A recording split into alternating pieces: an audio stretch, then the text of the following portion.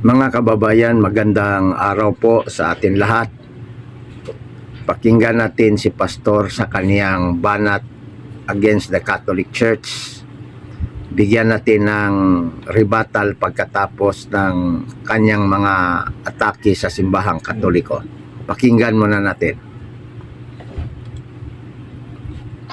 Mga kaibigan, may nabasa na naman akong komento galing po sa ating mga kaibigan na mga safety or Catholic faith defender na huwag daw po tayong paniwalaan sapagkat si Kristo daw po ay isang Katoliko at hindi Protestante, at sabay pa nilang sinasabi na ang nagtatag daw sa relihiyon na Romano-Katoliko ay si Kristo.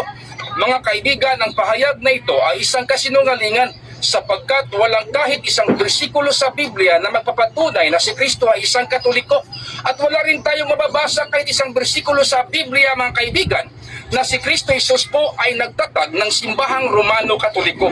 Palagi nilang ipinagmamalaki yung tinatawag na Google. Mga kaibigan, ang mababasa doon na si Kristo po ay hindi Katoliko. Ulitin ko, mga kaibigan, ang nagsasabi na ang Romano-Katoliko na relihiyon ay tatag ni Kristo ay hindi si Kristo, kundi ang simbahang Romano-Katoliko. Napakalinaw yan, mga kaibigan. Ating pong reaksyon, mga kababayan, mga kaibigan, sa sinasabi ni Pastor. Ito ang tanong, Pastor, kung hindi si Kristo ang nagtatag ng Iglesia Katolika, bakit hindi mo sabihin kung sino ang nagtayo, kailan tinayo, at anong lugar tinayo ang Iglesia Katolika?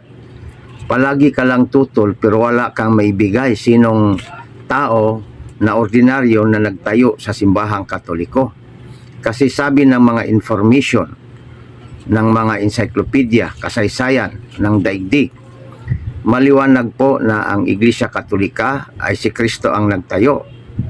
Bakit hindi mo paniwalaan na yan ay information para makita mo? Kung hindi yan totoo, bakit nandyan yan pinabasa sa publiko?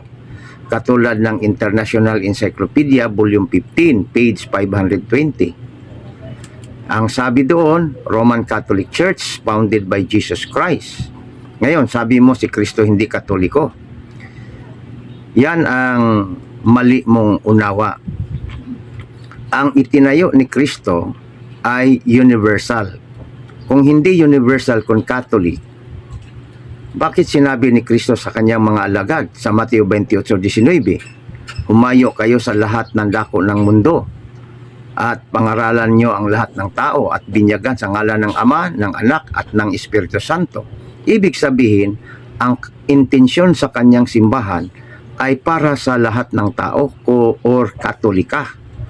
At ito pa mababasa natin dito sa Acts chapter 9 verse 31 na binanggit sa original sa Greek interlinear ang Iglesia Katolika. Ito po ang ating mababasa sa 9:31.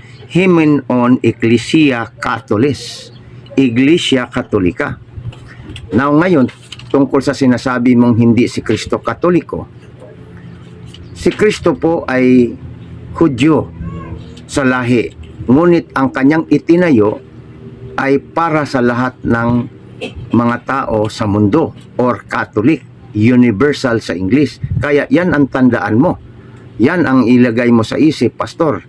Hindi ka kasi nag-aral kung anong ibig sabihin ng Katoliko. Ang Katoliko po ay adjective sa simbahang tinayo ni Kristo. Yan po ang ating sagot. Maraming salamat at magandang araw sa atin lahat. Paki-share na rin po.